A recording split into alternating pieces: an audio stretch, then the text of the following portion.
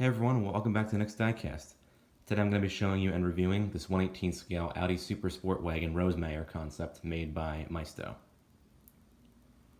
This is actually a really unique model from Maisto. Maisto is actually the only company who made a model of this concept vehicle.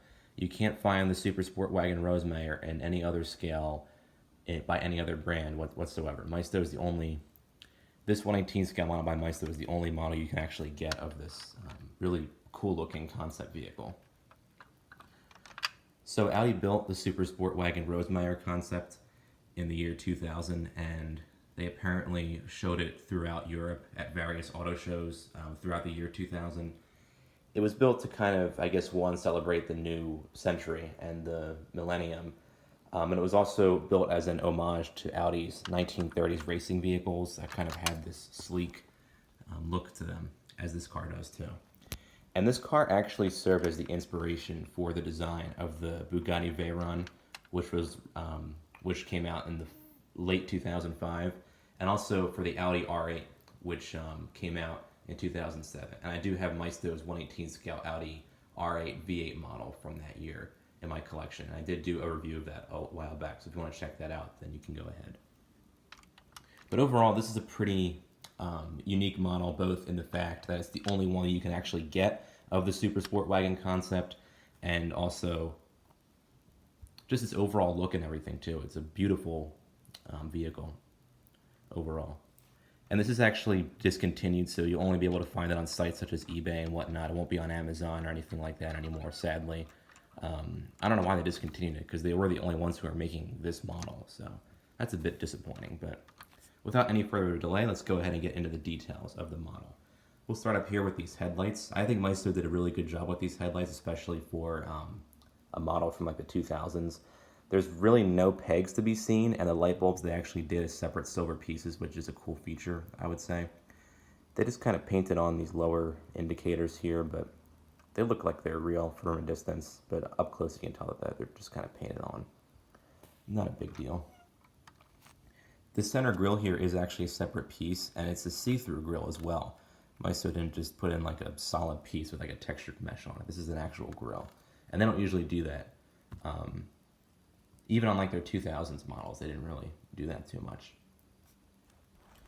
These kind of headlight, I call them eyebrows because they kind of look like eyebrows. It's kind of funny when you look at the car from the front like that. They look cool though, but they're actually metal, which is cool. I think on the real car they might fold down and actually hide the headlights, but they kind of create this cool look when you look at the front of the car. Moving to the side of the model, Maisto did a good job with the wheels of the car. You can see the enormous disc brakes behind there. They don't spin with the wheels, unfortunately, but they are very well detailed, as are the brake calipers. Maisto also did a good job with these Audi hubcaps in the center here. And of course, you do have full steering, very good steering, I might add, and full suspension on all four wheels of the car. Paint quality overall, I would say, is very good. Maisto kind of painted the model in this like dull silver. It's not quite a matte colored silver, but it is kind of like a metallic silver. But it isn't like a super shiny glossy silver. It does kind of have like a metallic hue to it, but it's kind of like a dull silver. I think the real car might have been a more chrome-like silver, but I like it better in this silver, like the dull, like champagne silver. It looks good. On the gas caps, Maisto added a Benzin inscription on the top. I believe that's after an Audi race car driver of one of those 1930s cars I was mentioning. So that's a cool touch. Moving along to the rear of the model, Maisto did a good job with this Audi badge back here. It's not a sticker, it's actually painted on. Oh, I forgot to show you the one at the front. The one at the front's a little bit smaller than the one in the back, but it's painted on black, just like the one on the back here. And there's actually a gold outline behind the logo too, which is cool to see. The taillights are very well done. No pegs to be seen. Maisto did a good job with the turn signal indicators as well. They're not painted on. They're actually separate plastic pieces.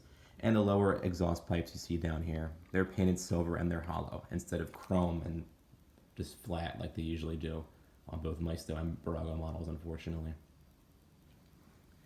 Now in terms of opening features, the engine cover does not open. I don't know if it opens on the real car either. I just know that they had a W16 engine in it, but I don't think it was ever actually shown.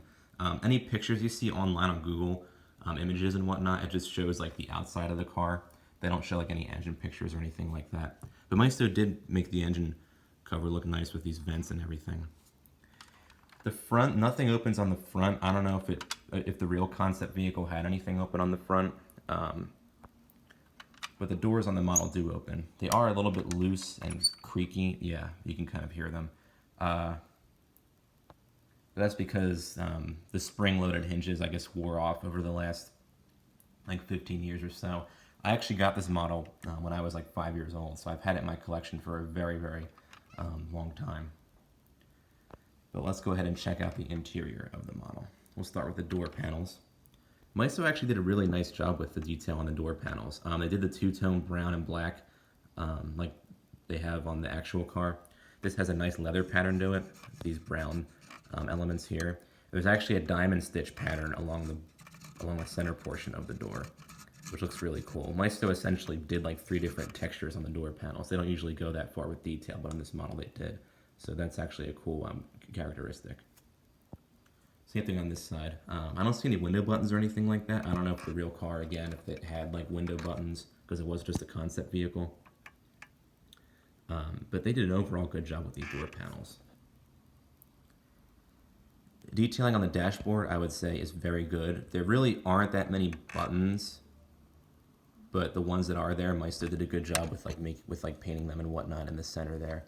And the gauges are nicely done. They're actually separate gauges. They aren't just done like one big sticker. They have a separate plastic piece, and the gauges themselves are stickers. The top of the dashboard has that same leather texture that the brown portions of the door panels have. Looks very good. The shifter I actually broke off as a kid, so I made one myself with like a piece of metal. Doesn't look that great. I might try to add like a rounded ball maybe to the top here, so it looks maybe more convincing. But the shifter, when it was on there, it looked good. It was like a tall, like brown shifter. Nothing really on the flooring in terms of detail. They don't have like molded floor mats or anything like that. And of course there's no carpeting, but they still look pretty good. Now the seats, Maisto did a really good job with the seats. They look and feel like actual leather when you run your finger along them. And the racing harness seat belt, they did a good job of replicating. I'm trying to get good lighting here. There, now you can see a little bit better. But yeah, they just did an overall good job. And that diamond stitch pattern, they actually replicated behind the seats too. You wouldn't really be able to see that at all unless you look inside the car like I am now. So it's kind of cool that Maisto added that extra detail that's kind of unseen unless you look at it closely. But yeah, the seats look really good. On this side, Maisto did a good job with the steering wheel. It looks a bit low towards the seat, but I think it's that way on the real car. And they did the pedals in a nice silver to kind of look like the brushed aluminum pedals that are on the real concept vehicle. And again, the doors are a bit loose, so you gotta kind of push them in place to shut them. On the bottom, there's absolutely nothing. I don't think on the real car there's anything on the bottom. There really aren't too many pictures of the real car on the internet, which is kind of unusual considering the overall significance of the car, since it did inspire both the Audi R8 and the Bugatti Veyron in terms of their designs and whatnot. But overall, I would say that this is a really good model overall, in both its kind of unique history, the fact that no one else produced it except for Maisto, and it just looks cool overall. Like if you collect supercars or concept vehicles, and this would look really good in your collection next to like other Audis or Lamborghinis and even Ferraris and whatnot. So I would definitely recommend it if you can find it for a good price. As always, thank you all for watching. Be sure to subscribe to my channel and click the notification button for new videos.